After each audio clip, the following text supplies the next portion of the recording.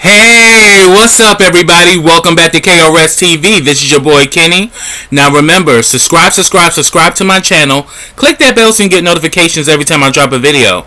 Also, follow all the information I have in the description box as well as the comment section. Also, like this video, comment on this video, and share this video.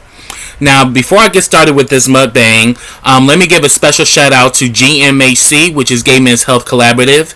If you are in the DMV area and you would like to get tested for HIV, reach out to the GMHC crew and get you a home testing kit. They can actually mail it to you, or you can call and make a same-day appointment and come to our location and actually pick up, your home kit. And if you're interested in getting set up with PrEP, which is HIV prevention, reach out to the GMAC for that as well. Also, if you're a fan of KRSTV and you'd like to become one of my black diamonds, because in darkness we still shine, check out my Patreon and become a black diamond. For $3 a month, you get all of my YouTube content as well as special videos that I'm going to do exclusively for my black diamonds. With that being said, go check out my Patreon today and become a black diamond. Also, check out my YouTube partner BK WorldTube, which is the black Netflix. You get everything from Love and Hip Hop to RuPaul's Drag Race.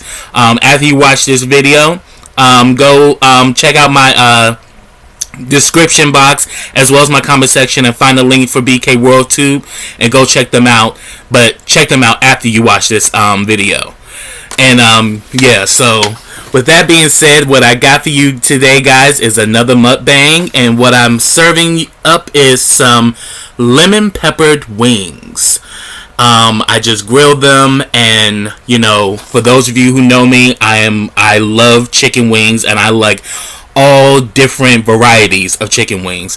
I was gonna do a pizza. I went to Aldi's to buy a pizza and somehow that bitch disappeared, and trust me, yesterday I was in my fucking feelings, but the show must go on. So hey, I hooked up some lemon peppered wings, and we're gonna discuss a few things. And I got this Texas Pete hot sauce because I like a little hot sauce on my wings, baby. So the first thing I want to talk about from the last mukbangs, the elections 2020. I don't know about y'all, but this election shit ain't over. It won't be over until the inauguration, because Trump is not conceding. The climate is very tense. So yes, even though it's been confirmed that Biden and Kamala have won the election, there's still buzz on the streets that Trump can still try to take this. And we don't know what the administration is working with. And there's a lot going on right now. So as I said in my previous video, my last mukbang, is that this election right now is still anybody's game as far as I'm concerned. So let's keep our eyes and ears to the streets and see what's gonna unfold. But also, I want to give a special shout out to Khyle Amir Paylor, the founder of the Black Socialites, the podcast. He recently passed away, and it's a definite loss. That this guy with so much talent has now passed on. He was sick for quite some time, and a lot of us were praying for him that he would get better, but he's actually passed on. And on November 21st, they're going to be, due to COVID, they're going to be showing his funeral live. And I'll have the link in the description box if you want to check out his funeral. And I believe it's going to be at 3 p.m. is when the funeral will start. But I'll definitely have that information in the description box for you guys to check out. And yeah, that fruit fly is starting to get on my nerves. Yeah, I know y'all saw him. I saw him too, and he's starting to get the hell away from here. Anyway, rest in peace, Khyle Amir Paylor, and I do and me here and also KRSTV offer our condolences to his friends and family. Now, the first thing I want to talk about is there's been a recent development with the hip hop legend MC Shan.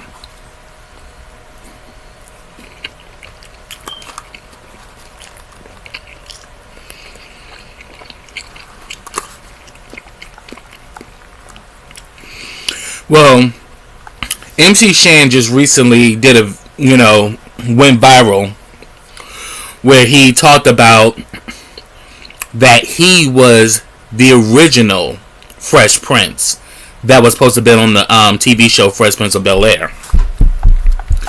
And he shared what happened as to why he didn't get the role.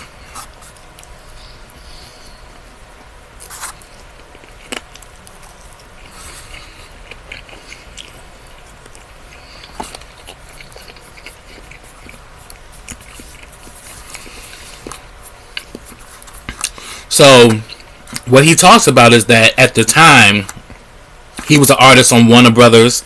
I mean, I'm not gonna lie, I loved MC Shan, and so did my Uncle Roy. He used to play him a lot. I remember the Born to Be Wild album. My uncle would just let that shit play. And definitely, Left Me Lonely was one of my favorite tracks from him. But yeah, MC Shan is definitely a hip hop legend. No question about it. But at the time, in the early 90s, he was on Warner Brother Records, and he was actually the one that they were gonna do the show Fresh Prince of Bel-Air on. He was gonna play Will Smith's role. But he said what ended up happening is that Benny Medina, who became one of the, heads of Warner Brothers, and he also ended up becoming the executive producer of the Fresh Prince of Bel-Air. He said that, he propositioned him, kind of like was given that, wink, wink, he wanted to see what was up with MC Shan, and MC Shan was like, he rejected him and literally said that you ain't nothing but a bundle of sticks.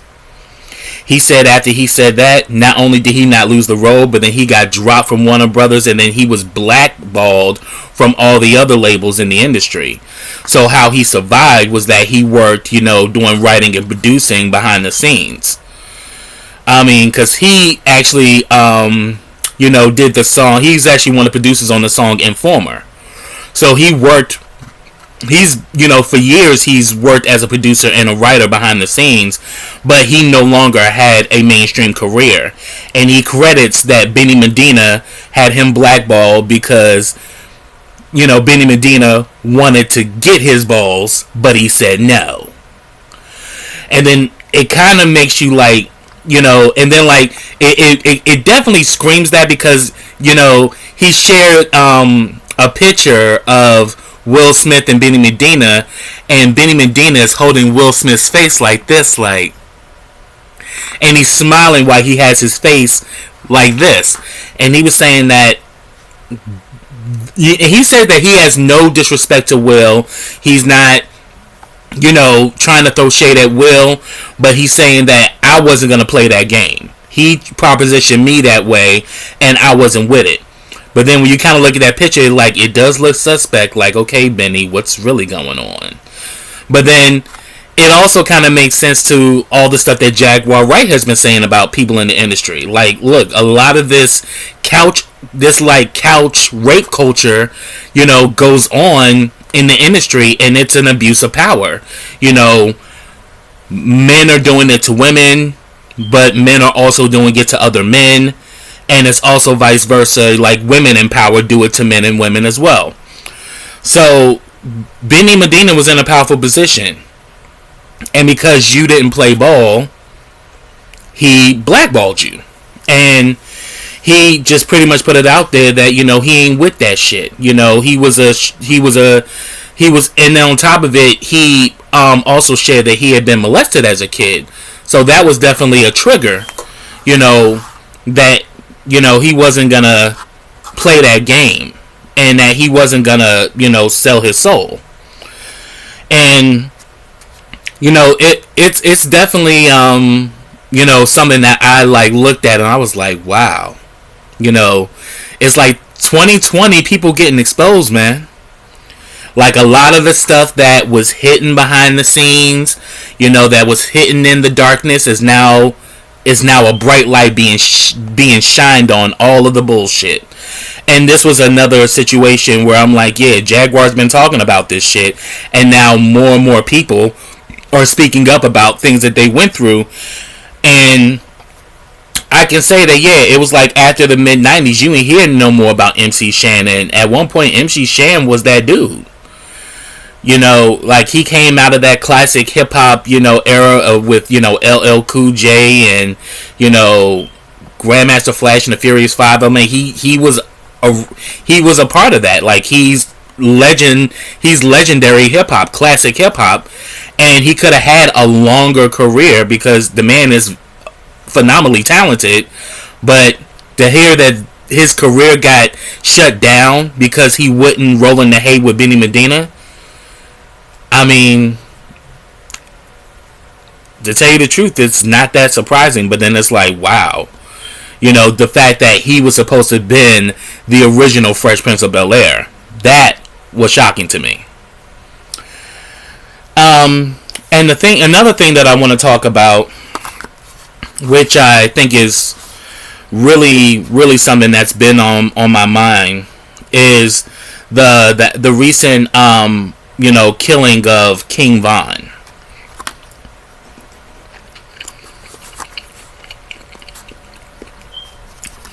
Now, for those of you who don't know about King Von, he was an up and coming hip hop artist out of Chicago, and he just released his first album, and he was about to really make it big in the industry. I mean, and people were really looking forward to seeing how far his career was going to go.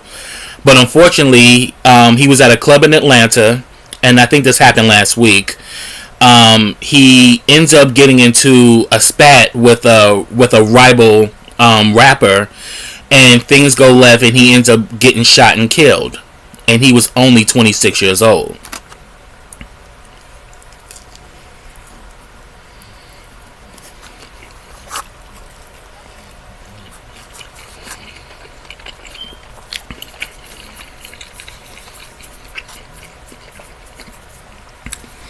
Now, this is something I definitely want to talk about because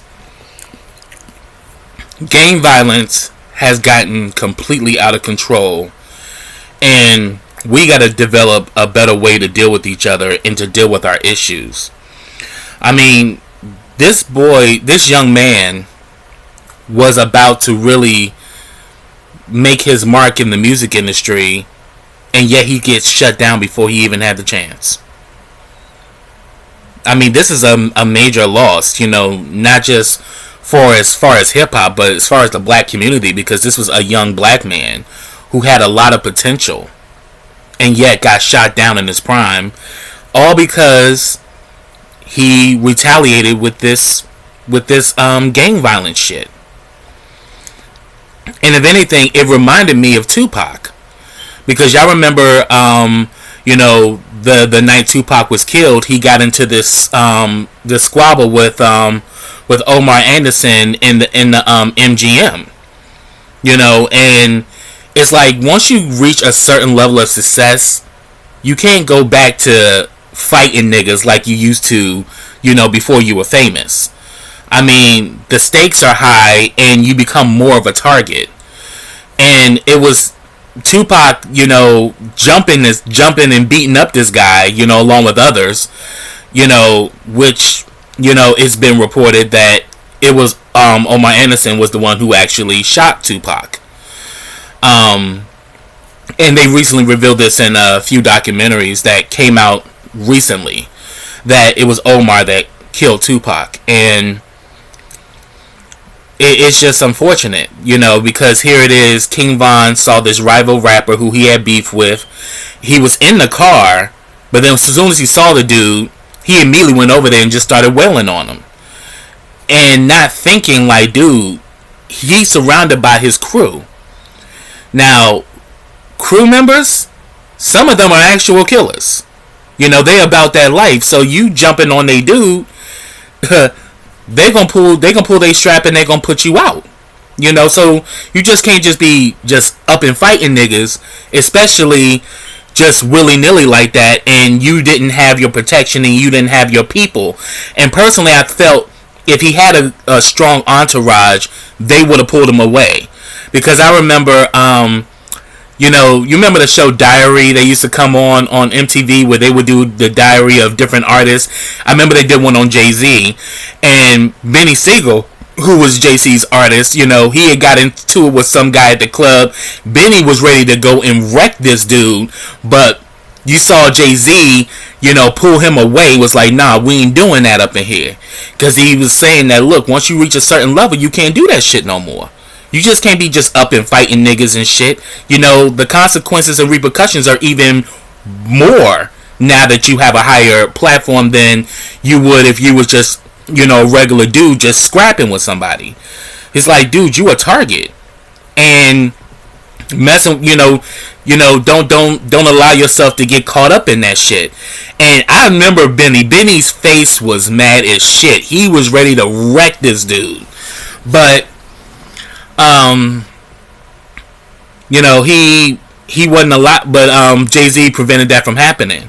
And I think that should have been the same situation with King Von. There should have been somebody that pulled him back and said, no, you ain't going down this road. You got too much to lose and you got too much to work with for you to get caught up in some bullshit.